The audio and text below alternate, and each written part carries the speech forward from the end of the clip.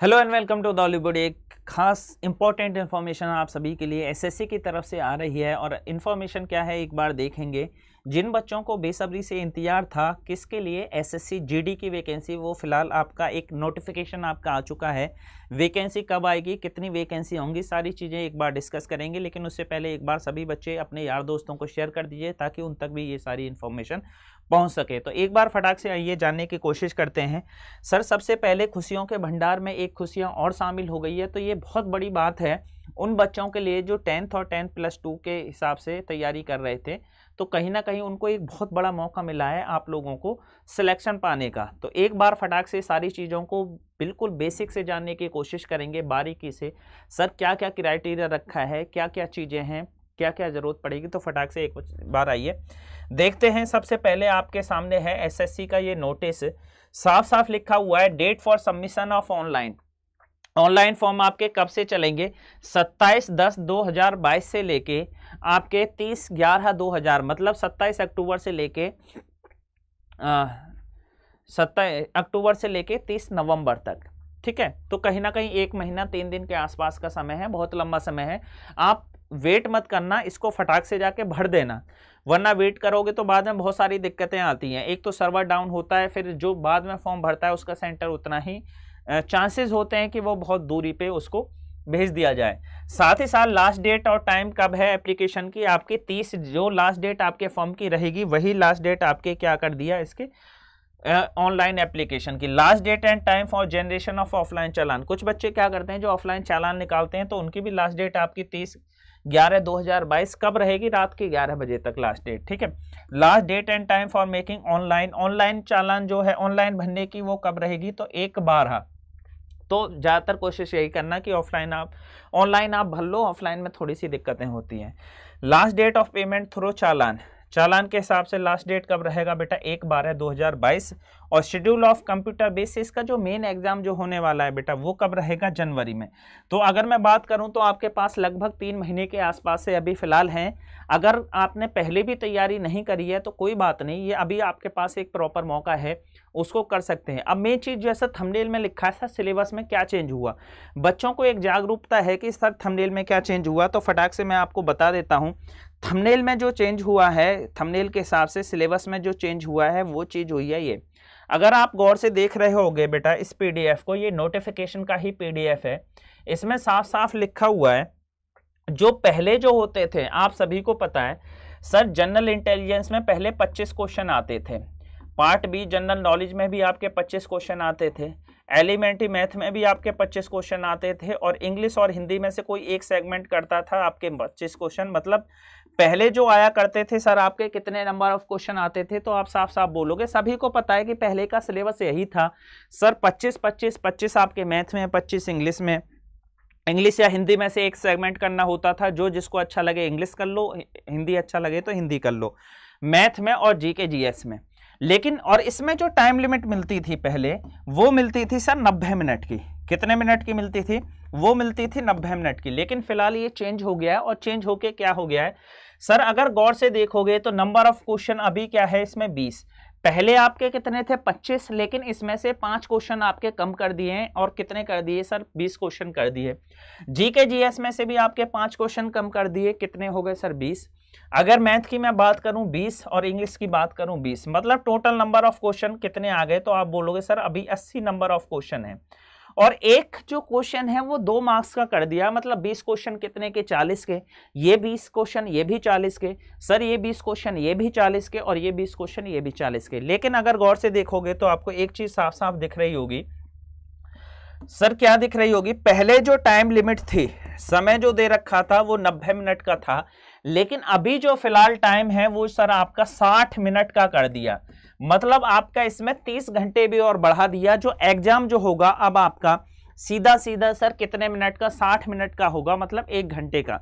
पहले ये 1.5 घंटे का होता था, 90 मिनट का मतलब 1.5 घंटे का होता था, और फिलहाल जो ये होने वाला है बेटा 60 मिनट का। तो कहीं ना कहीं बहुत बड़ी बात ये उन बच्चों के लिए हो जाती है जो इसकी तैयारी कर रहे हैं। अब इसके काफ़ी इंपॉर्टेंट इसमें और भी चीजें दी हुई हैं सर। नेगेटिव का वो आधा नंबर काट लेगा, 0.5 काट लेगा। एक बार नोटिफिकेशन में आप लोगों को शुरू से बता देता हूं, जो जो चीजें इंपॉर्टेंट हैं फटाक से उनको मैं आपको एक बार मेंशन करके बता देता हूं। ये डेट मैंने आप सभी को बता दिया।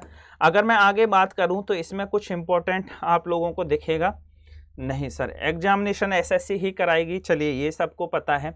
अगर मैं आगे बात करूं तो इसमें बेटा पे लेवल क्या रहेगा, पे स्केल क्या रहेगा, सभी बच्चे की सबसे मेन चीज तो यही होती है।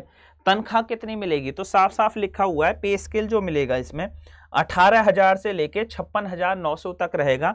और ये डिपेंड करता है, और 21 लेवल 3 ये लेवल 1 का है और जो लेवल 3 के जो रहेंगे उनके 21,700 से लेके 69,100 रुपीज तक वेरी करता है, वो डिपेंड ऑन द लोकेशन और आपकी वो क्या रहेगी, ठीक है। साथ ही साथ अगर मैं बात करूं तो आपकी टोटल नंबर ऑफ वैकेंसी कितनी है, तो एक बार जानने की कोशिश करेंगे।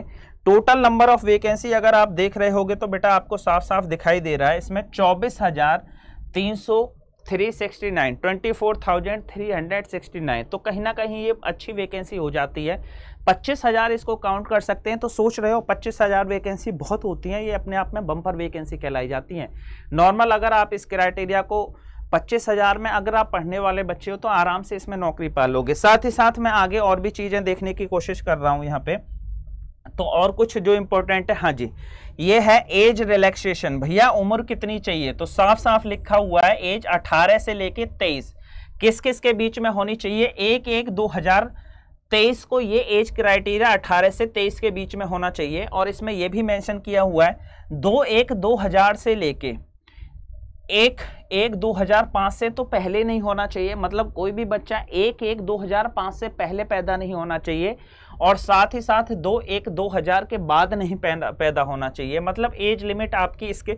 और वैसे जो इसमें साफ साफ दिया हुआ है सर 18 से लेके 30, नेशनलिटी आपकी इंडियन ही रहेगी। चलिए अच्छी बात है। और कुछ इसमें इंपॉर्टेंट अगर मेंशन होगा तो जानने की कोशिश करेंगे। चलिए और कुछ दे रखा है सर चिल्ड्रन के लिए, अब ये सारी चीज़ें, हाँ जी एज रिलैक्सेशन सर्टिफिकेशन, चलिए अच्छी बात है। और मेन चीज़ मैंने आपको एज क्राइटेरिया भी बता दिया, साथ ही साथ सर्टिफिकेट वगैरह कौन से अप्लाई करेंगे किस किस रीजन में है ये चीज़ है। आधा नंबर ये सिलेबस मैंने एक आपको बता ही दिया, पहले 25 क्वेश्चन आया करते थे हर सेगमेंट में, लेकिन अभी नंबर ऑफ क्वेश्चन आपके 20 रहेंगे। साथ ही साथ आपका मार्क्स डबल, मतलब 2-2 मार्क्स का। टोटल टाइम ड्यूरेशन पहले 90 मिनट का था, अभी जो फिलहाल रहेगा सर वो कितने मिनट का रहेगा, 60 मिनट का। अगर मैं और आगे की बात करूँ तो इंग्लिश और हिंदी में ये आपका सिलेबस भी दे रखा है। एक बार जो बच्चे तैयारी कर रहे हैं बेटा फटाक से जाके सिलेबस को दे लेंगे।